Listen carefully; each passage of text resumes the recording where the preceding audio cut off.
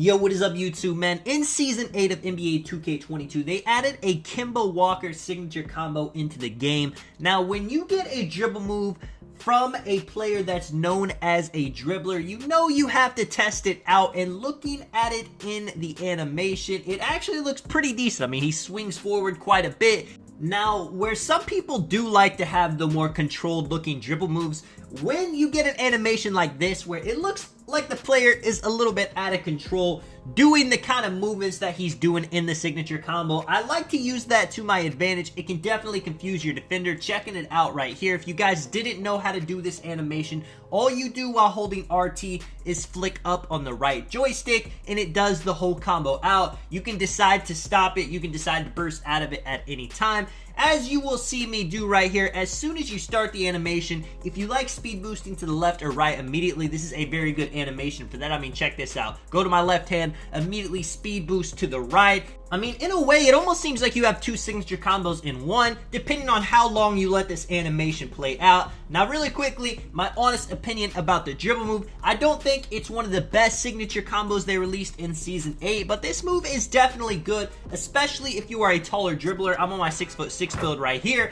I'm letting the animation play out as long as I can, trying to read my defender off it. If I do see him start to step up, and then I immediately speed boost to the left, to the right, as you see right here, he comes up, going to the right, little step back jumper on him. Now, Kemba Walker in real life, man, he had a few seasons where he was going crazy. I think at his peak, he was averaging about 25 points a game. We all know Kemba Walker is a great dribbler. It is unfortunate that he had his knee injury. He hasn't really been the best ever since then. It's kind of tough for a player as him, you know, where he relies on his speed. Let me know if you guys have used this dribble move, if you tested it out, what you guys think of it, what build you use it on. I was definitely having a lot of fun. I mean, you know, just simple stuff. I'm just letting the animation play out. You see the defender playing up quite a bit. Going to the fade right here. I have the Rafer Alston signature size up to go along with this. They go hand in hand very well. Sham God right here. The man stops moving. He gets cold.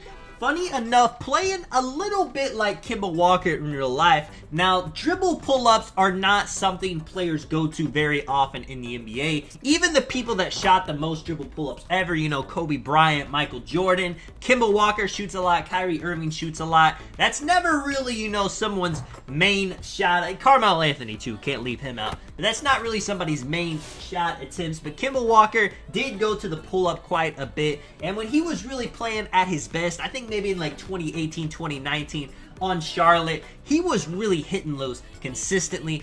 It's kind of unfortunate that people have a bad taste in their mouth from this year where guards were fading from limitless range with Circus 3's Hall of Fame, and that was the only thing they were really spamming. It really takes away from the people that do like doing the step back jumpers, the mid-range dribble pull-ups. I definitely do think there is a place in NBA 2K for that playstyle. I mean, you guys all know Ticino, he made his bread and butter off that. I haven't allotted to, I mean, look at this right here, man. Taking a step back jumper, that is something I love to do. We just can't have it to where guards can just spam Circus 3s from limitless range. I mean, that is a bailout shot for the best players to ever play the game. But, you know, the mid-range fades, I think that definitely takes a bit more skill. And in situations like 3v3, 5v5, a lot of people think it's not even worth taking a mid-range shot because it's way better to get a 3 off or to get a, you know, close shot mash in the paint. But I think elite mid-range shooters can hit those shots consistently enough to make it an actual weapon. I mean, let me know what you guys think.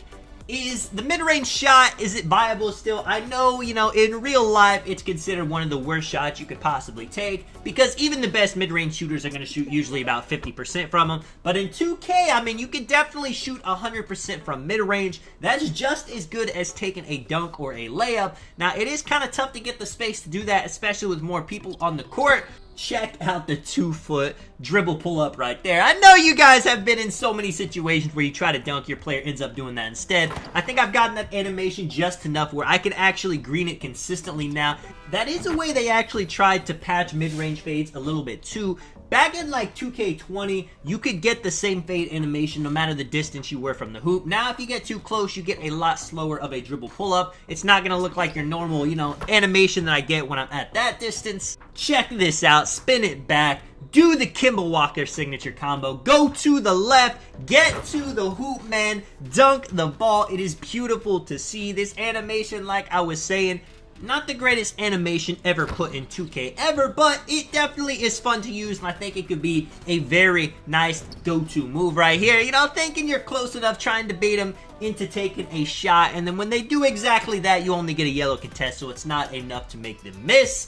Curious to see in NBA 2K23 what the contest system is looking like. We have had it to where there are ghost contests where you could pretty much be at the free throw line and contest somebody who's shooting a limitless range three. Right here, little spin back, break his ankles a tiny bit, go for the three-pointer right here. We've also had 2Ks where you could be in somebody's face and it's 100% smothered. I would say 2K17 was a lot like that. But we've also had 2Ks where you could be in their face, they shoot a smothered, and you can green that consistently, like, you know, 2K18, 2K19, a little good release, green release, heavy contest. You never know what you're going to get with 2K. That does make every game feel quite a bit different. But yeah, man, let me know if you guys enjoyed the video. This is Tonic. I will catch you guys in the next one.